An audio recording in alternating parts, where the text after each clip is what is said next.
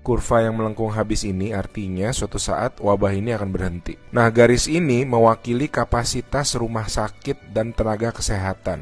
Jadi semua yang di bawah garis ini kemungkinan besar akan dirawat, tapi yang di atas garis ini kemungkinan besar kesulitan dan bahkan meninggal dunia. Nah, tugas kita adalah membuat kurvanya tuh nggak terlalu melonjak tinggi, sehingga semua orang yang sakit bisa masuk ke dalam rumah sakit dan ditangani oleh petugas kesehatan.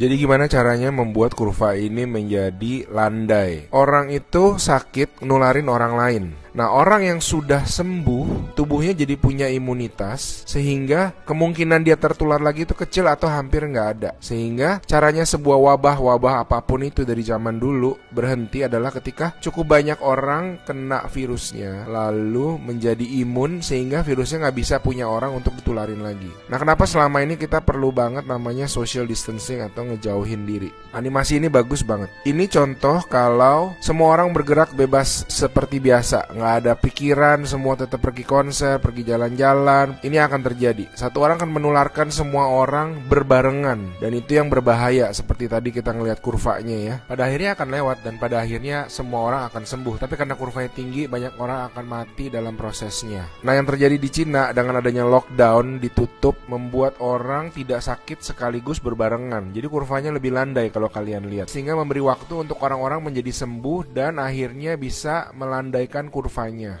Nah, sekarang kita lihat kalau kita lakukan namanya social distancing, yaitu kalau nggak harus banget nggak usah pergi keluar, kalau nggak penting-penting banget nggak usah ketemu temen, nggak usah ada social function, semuanya ditunda dulu. Kita lihat apa yang terjadi. Nah, bahkan ini ada simulasi satu lagi. Kalau social distancingnya itu bener-beneran ekstrim, orang nggak boleh keluar, ada jam malam dan sebagainya, ini yang terjadi. Kita lihat beda banget kan. Jadi ada orang yang akan tetap sakit, tapi mereka bisa masuk rumah sakit dan dirawat. Jadi teman-teman, please do your social distancing, stay at home, work from home, anywhere you can. Ada orang-orang yang nggak bisa, saya mengerti, tapi sebisa mungkin lakukanlah semuanya itu. A good way of doing it is to imagine that you do have the virus, yeah, and change your behavior so that you're not transmitting it.